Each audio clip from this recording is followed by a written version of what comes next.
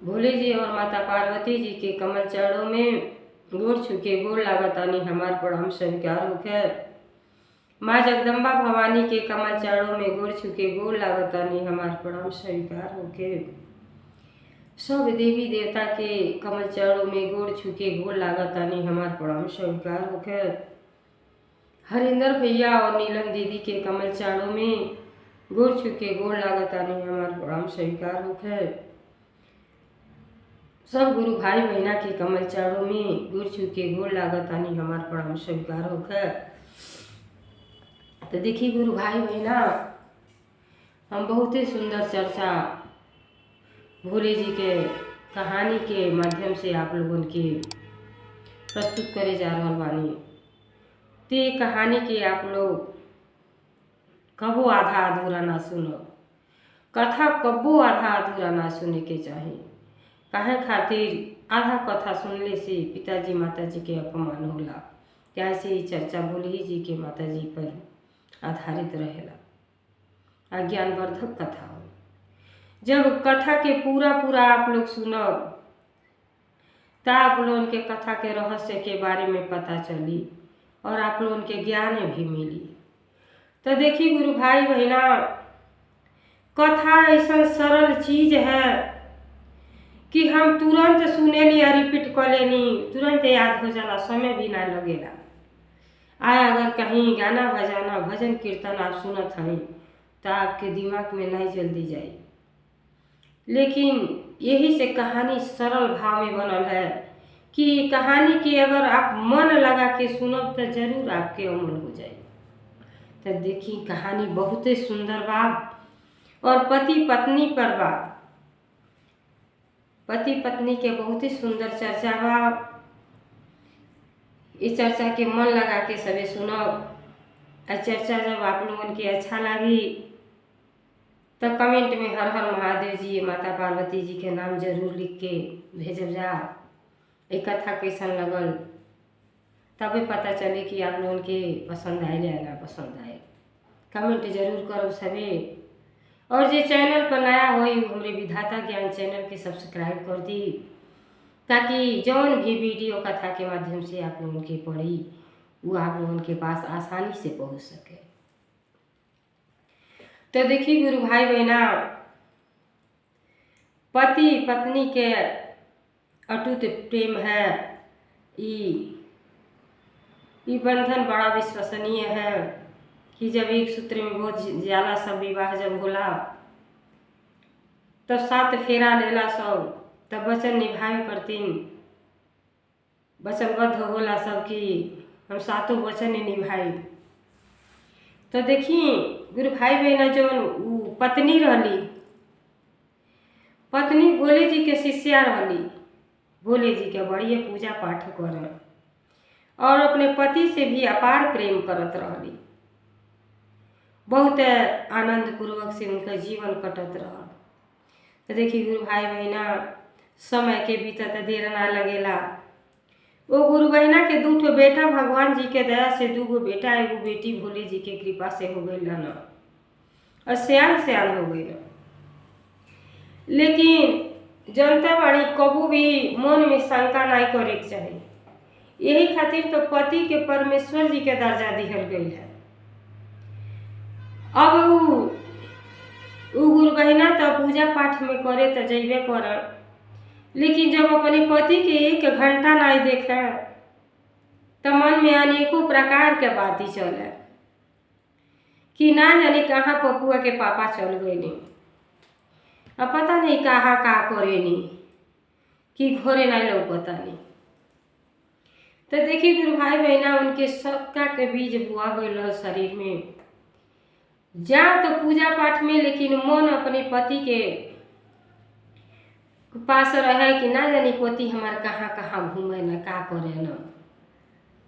तो देखी जब नया रहला तो कुछ और प्रेम रहला, धीरे धीरे प्रेम का बंटवारा हो जाला, 2 लड़के बच्चे हो जाला, वही के बंधन में सब बध जाला। अब बेचारी के लोगों शंका होके, आज पत्नी जहाँ पूजा करे शिव चर्चा में जनता बाणी 3 घंटा लगेला, तो पति के भी मन में वह बीमारी हो गई शंका के कि ना जानी पत्नी जाली तो 3-3 घंटा क्या करेली। अब देखिए गुरु भाई बहना, ऐसा खुशहाल परिवार में अब शंका के बीच बुआ गोल बा दोनों ओर। अब पत्नी इतना उदास हो रहे लगली कि चिंता के मारे रो ही ना जाओ उनके कि ना जानी हमार पति कहाँ कहाँ घूमेला का करेला। अब ऐसे कौन गाँव में प्रवचन होत रहल, चर्चा होत रहल, तो गुरु बहिना भक्त रहबे कैली भोले जी के। गईली तो संत जी से अपन मन के बात बतौली, कहली कि देखी न ऐसा हमार पति ना रहनी है, लेकिन ये समय तो उ ना जाने कहाँ रहे नी, पते नहीं चलेला का करे नी, हमें बहुते टेंशन होला। तो जनता बाड़ी हर चीज के दवाई होला, लेकिन टेंशन के दवाई ना होला। जब मन में टेंशन होई गुरु भाई बहना, तो कहीं बीपी लो जाई, कहीं शुगर हाई हो जाई, अनेक प्रकार के बीमारी भी घर को जाए। अब गईली वहाँ प्रवचन चलत रहल, 8-9 दिन होबे करेला जनते बानी। जात बेचारी अग में बैठे, मौका नहीं लगे कि कब संत जी से पूछी। बस एक दिन के बाद है जैसे समय पौली, गईली गुरु जी के प्रणाम कैली और कहली कि देखी। तो गुरु जी कहली कि काहे तू बहुते उदास लगेलू, का बात हो। तो कहली कि देखी न, जो हमन के पति पत्नी दुइये जनी बानी जा, लेकिन पति हमार ना जाने एने ओने रहेला, कुछ घर के चिंता ना रहला कि हमार बाल बच्चे पत्नी बाड़ी। तो हमने बड़ा चिंता हो गई बा कि कैसे चिंता के समाधान होई। तो गुरु जी हमके कौनो रास्ता बताए। अब संत जी लगनी मुस्कियाए, कहतानी कि ये कलयुग में तब इहे एगो बा कि रउरा का करे, 2 मोबाइल ले ली। जब 2 मोबाइल के नाम ले ली तो गुरु बहिना के भी थोड़ा सा चेहरा पर रौनक आई। कहले कि चिंता न करी, 2 मोबाइल ले लें, एगो अपने पति के दे दी, एगो अपने पास रख ली। आज कहीं रही तो फोन से अपन हाल चाल ले लिहल करी, पता चल जाई कि पति हमार कहाँ बाना। अब गुरु बहिना के मन में ये बात ही बैठ गई। और जब घरे अली तो बड़े प्रेम भाव से दोनों जनी आपस में बातचीत करके और गुरु बहिना 2 मोबाइल मंगवली। और 2 मोबाइल जब मंगवली तो एगो तो अपने पति के दे दिहली, एगो अपने पास रख लिहली। अब जो दोनों मोबाइल लोग ले लिया लोग, अब पति कहीं निकलना खेती बाड़ी में काम धाम करे, और पत्नी तो शंका बार बार रहबे करे। और लगली फोन करे कि ये जी सुनो तनी कहाँ बानी, हालो तनी बोला ना, का कहताड़ू। तो कहाँ बानी रहुआ? तो देखो ना खेते में बानी, खेते में तो पानी चलावत हनी। अच्छा ठीक बा, तब कोनो बात ही नहीं थे। अब देखी दोनों जनी में इतना टेंशन हो गया है कि एक दूसरे से लोग जुदा हो जाते रहे लोग। खाली शंका के बीमारी हो गई है कि पत्नी का जनी का करता है या पति का जनी का करता है। अब ऐसे करते करते रोज दिन भर में 4 दाई 5 दाई फोन करें अपने पति के हाल चाल ले। बस उनके नैहरे से फोन आ गई कि उनके भतीजा पैदा भइल बा। अब बेचारी बड़ा चिंता में पड़ली कि ये दादा, अब भतीजा के भइले में तो जाए तो बिना बड़े निकासन बीतले कैसे आई, 1 महीना तो लगिए जाए शौर कमैले में। अब कहली कि लड़कवा तनी से आने रहले 8-10 साल के कि ये पप्पू देखी हो, हम तो जाता नहीं तोरे मामा यहाँ, लेकिन जनता बड़ा तुम्हार पापा केतना घूमक्कर है, तनी ध्यान दीह कि कहाँ रहता न। अब लड़का के गार्ड लगा गईली, अब बेचारी अपने तो नैहर चल गईली। और नैहर गईली तो शरीरिया तो नैहर में बा, लेकिन मनवा पति लगे बा कि ना जाने कहाँ घूमता रही। अब जैते अब जैसे पानी पियले के बाद लगली फोन लगावे कि ये जी सुना तानी, हेलो कहाँ बानी?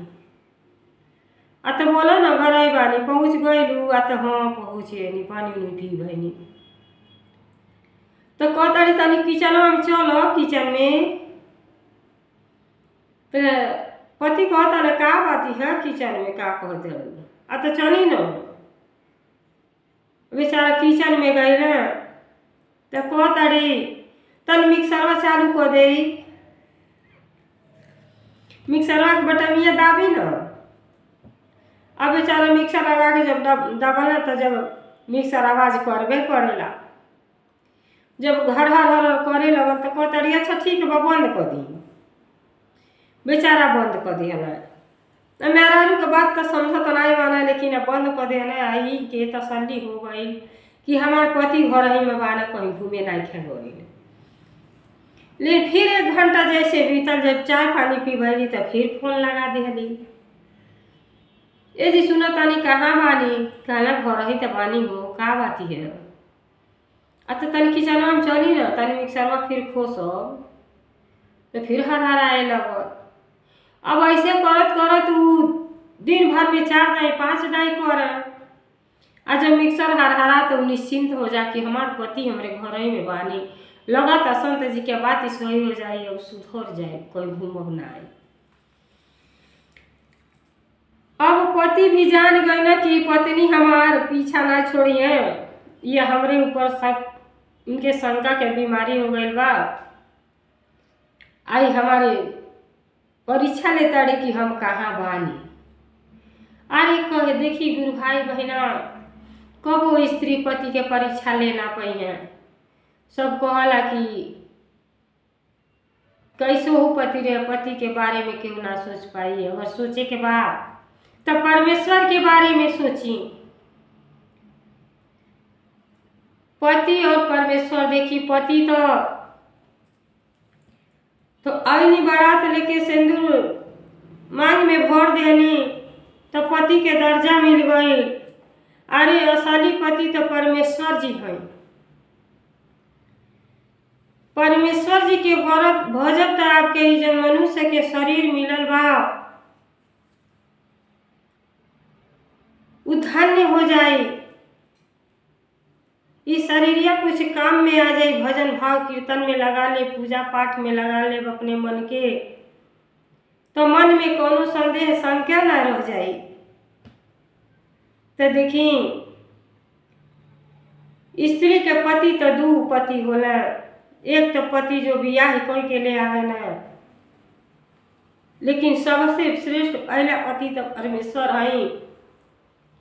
देखी आरती में लिखल है, ना कुछ तेरा ना कुछ मेरा, तेरा तुझको अर्पण क्या लागे मेरा। ये सब जन है शरीर भी भगवान के सब अर्पित करेला कि हे पिताजी, इस संसार में आयल बाणी हमार कुछ हो नहीं है। ये जब आप शरीरिया देले बाणी वो आपे के दियल है। तो ये शरीरिया में ऐसा काम होखे कि जब शिव धाम में जा फिर शरीरिया के दोबारा अगले के मौका मिल जा। तो गुरु बहिना इतना परेशान रही, इतना शिव चर्चा में जहाँ, लेकिन उनके ज्ञान नहीं होके पति के पीछे पड़ गई, उनके शंका के बीमारी हो गई। अब जब लगली दिन में 4 बार 5 बेर फोन करे, पति भी समझ गए कि पत्नी हमारे चक्कर में बाड़ी की का कर रहा बना। अब देखी गुरु भाई बहना का कहला, मिक्सर बैगे में रखी लेला, अब बैगे में धोला, अब बुलेट स्टार्ट कैला, चल देना गोरखपुर पिक्चर हाले में पिक्चर देखे। कहला कि फोन में न करिए, फोन करिए कहीं दुकान में खोज के बटन दाब दे, भरा आ जाए, बात खत्म हो जाए। अरे केहू पति के परीक्षा ले पौले बा, केहू ना पति के परीक्षा ले पाए। अब जब ये फोन लगाए तो कहे जी किचन में चली। अब उस का कमजोरी समझ गई ना, का कोई ना मिक्सर बैगे में धोई ना, आ लेके निकल गए अपन घूमे। शहर बाजार में जब घूमे गए तो फिर फोन टनका दिली। जब फोन के फिर घंटी बाजल तो कहताड़िए जी कहाँ बानी? घर ही तो बानी जी। आ तन किचनवा में चल मिक्सरवा चालू कर। वो बेचारा का कहला दुकानी में ले खोस दिया। मिक्सर आवाज दिया सुन गई पत्नी। उनके तसल्ली हो गई, जान गई कि हमार पति घर ही में बाना। अब ऐसे करत करत महीना दिन बीत गई। बड़ा निश्चिंते नैहर में खुशहाल से रहली, जीवन के अपन हंसी खुशी से रहली। भतीजा के बड़े निकासन बिता उता के जब वहाँ से अली, जब घरे अली तो देखा ताड़ी कि घरे बटल नहीं खा।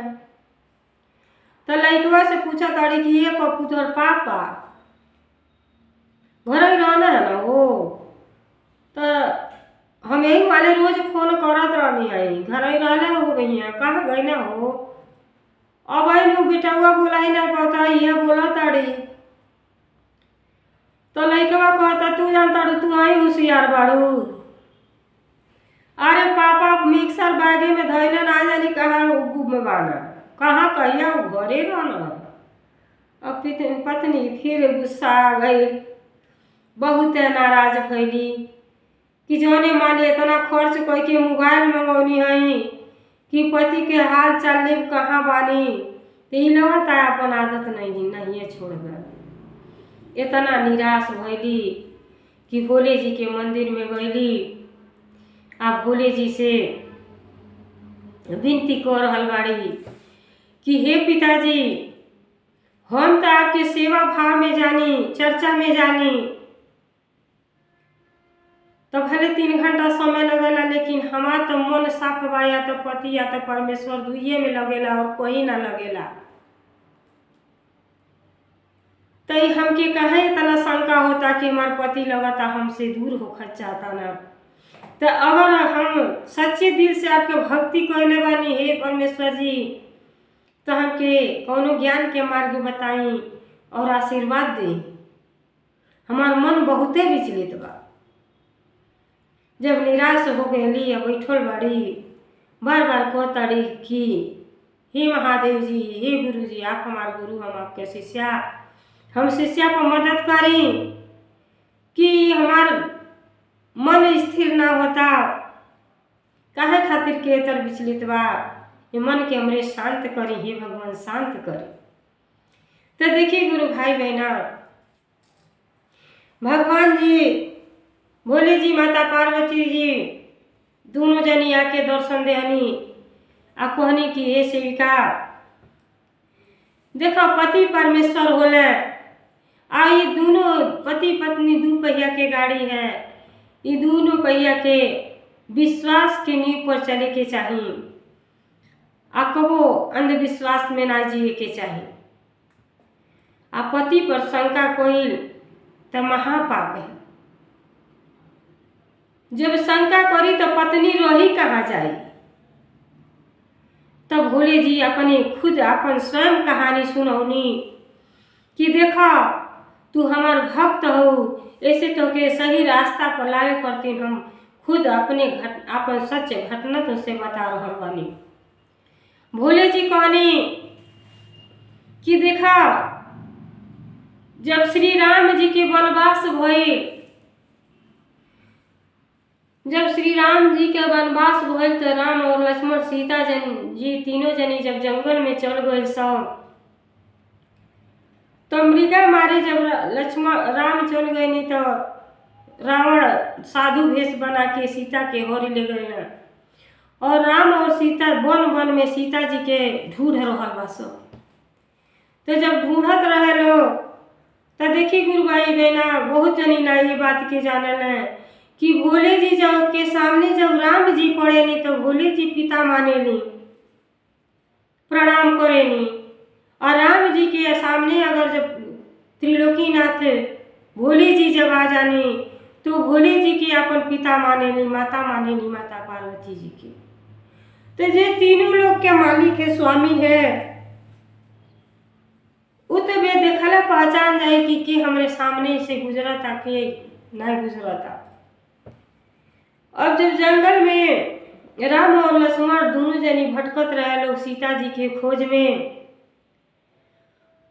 तब भोले जी बड़े ध्यान से देखत रहनी और भोले जी के नजर पड़ गई राम जी के ऊपर सबसे पहले। तो भोले जी प्रणाम कैनी। जब भोले जी प्रणाम कैनी तो राम जी भी प्रणाम कैनी। तो जब भोले जी प्रणाम कैनी तो माता जी जो रहनी सती माता तो वो देख गईनी। जब देखली तो वहाँ के शंका मन में हो गई। कहतनी कि तीनों लोक के मालिक हमार स्वामी हई, तो ई के प्रणाम करतानी। मन में शंका हो गई। कहतानी कि के आप प्रणाम करनी, आपसे बढ़न अब के बा संसार में। भोले जी कहनी अरे वो जो राम जी हैं वो सबसे श्रेष्ठ है। आज उनके पत्नी के रावण हर ले गए बा, वो जंगल जंगल में भटकतानी, देखा हुए सब दोनों भाई जाता। अब सती जी के घमंड आ गई। अब अंदर अंदर कुछ भोले जी से राय ना लेतानी। अब बिना पूछले, देखिए बिना पूछले पत्नी के अपने बिना पति से पूछले बिना आज्ञा के कोनो काम ना करे के चाहिए। अब का कहली माता पार्वती जी का कहनी सीता मैया के रूप धारण करके और आगे आगे लगनी खुद के एने ओने भागे लगनी। अभी ना भोले जी से पूछले ही परीक्षा लेवे चल गईनी। जब परीक्षा लेवे गईनी आगे आगे एने ओने भागत हई तो राम जी से का छिपल बा। अरे जौने राम जी के नाम एक बार लेले से मनुष्य के उद्धार हो जाला। ऐसा राम नाम अमृत बाड़ी है, तो राम जी के न पहचानी। जब माता जी आगे सीता जी के रूप धारण करके जब गईनी तब राम जी तुरंत पहचान गईनी और कहतनी प्रणाम माता जी। लक्ष्मण प्रणाम कोला माता जी हैं। और माता सती जी बढ़िया आश्चर्य में पड़ गईनी कि सत्य बात है, बिना विचारे जो करे सो पाछे पछताए, काम बिगाड़े आपनो जग में होत हंसाए। अब माता जी के पछतावा के सिवा कुछ ना रह गइल बा, बहुते पछतातनी। आ वहां से सर से बन मौका पौनी बस भाग गईनी। अब भाग के आईनी तो पति से छिपा लेनी, भोली जी से बतौनी नहीं। तो जनता वाली गुरु भाई बहना भोली जी के ना देखतानी, भोली जी सब लीला देखतानी कि भी माता जी गलती पर गलती करत जात है। अब देखी राम जी कैसे चिन्हनी। स्त्री के धर्म होला स्त्री हमेशा पति के पीछे चलेगी। और माता जी के ज्ञान तो आयल नहीं, परीक्षा लेवे तो गई नहीं, लेकिन सीता मैया हमेशा राम जी के पीछे चलत रहनी। आ माता पार्वती जी आगे आगे कूद कर चलत रहनी। ऐसे तुरंत पहचान गई राम जी की सीता तो कबो हो ही ना सकेली, पत्नी के का धर्म होला। तो कहानी जब पूरा सुनब तब नहीं ज्ञान मिली, कहाँ से ज्ञान सीखे के मिली। अब सती झूठ पर झूठ बोलनी, दू झूठ तो बोल देहनी, या तो बिना बतौले चल गईनी और दूसरा परीक्षा लेके आईनी तब ना बतौनी कि मने वो तो परीक्षा लेवे हम बोलनी, हमसे बड़ा भारी भूल हो गल, हमके माँ क्षमा कर दी। और तीसरा भूल करे जातानी कि जब भोले जी पूछतानी कि कहाँ गइलनी हई देवी, कहतीन कौन बात नहीं पूछऊ नहीं। तब वही रिश्ता खत्म हो गए भोले जी और माता सती के। अब देखिए भोले जी के तो पिता समान मानत रहनी राम जी के, और सती जी राम जी के पत्नी बन के चल गईनी। और भोले जी के अपार गुस्सा हो गई और वही दोनों जनी के रिश्ता पवित्र रिश्ता टूट गए। और वहीं से भोले जी और सती जी दोनों जनी अलग हो गईनी। और बहुत 12 वर्ष तपस्या कैले के बाद सती फिर भोले जी के मिलल बानी। तो देखी गुरु भाई बहना विश्वास सबसे मुख्य चीज है। विश्वास पर ही रिश्ता टिकल रहेला। अपने बड़ों के सम्मान करेला तो के आदर सम्मान घर में मिलेला। सम्मानित बन के रहे के चाहिए तो जीवन कटत देर ना लगेला, समैया बीत जाए पते न चली। तो देखी यह भूल गुरु बहिना कहली। आज जब भोले जी अपने बारे में ये सब हकीकत रामायण के बात है गुरु भाई बहना, जब भोले जी सब चर्चा और अपने भक्त के सुनौली तो उनकी आंख में आंसू आ गई कि हे पिताजी, हमसे बहुते बड़ा भूल हो गई कि हम अपने पति पर शंका कैली, तो हमके माफ कर दी। अब हम जैसे भोले जी के चरण में गिरत आड़ी तले उनको पति भी आ गए। अब पति सारा बात सुन ले,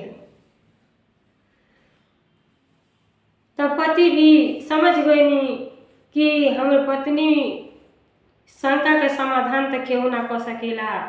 ये अगर अपने मन में निर्णय लेके चली कि रिश्ता पवित्र बा आ पवित्र के तरह निभाई तो रिश्ता कट समय बीतत देर नहीं लगी, आनंद पूर्वक से जीवन कट जाई।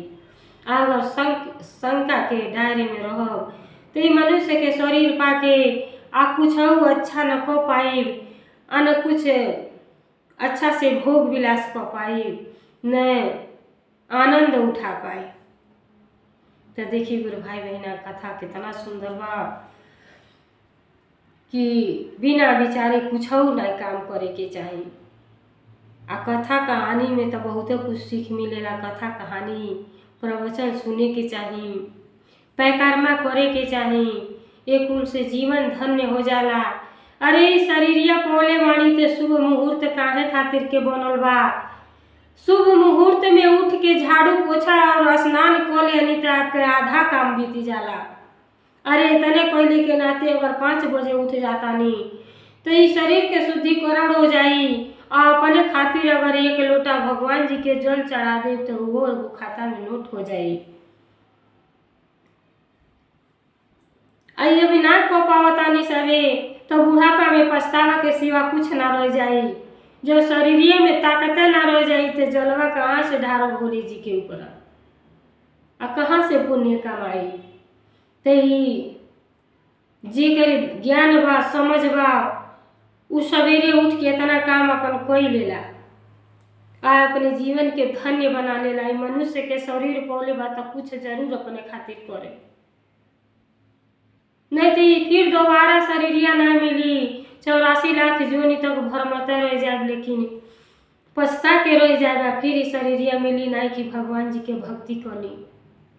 तो आई जा गुरु भाई बहना, भक्ति में लीन हो जाई और भोली जी माता मैया की गुरु अपन बना ली और भक्ति भाव में लीन हो जाई। हर हर महादेव, घर घर महादेव, भोलेनाथ की जय, सच्चे दरबार की जय, 56 कोट देवता की जय। हर हर महादेव।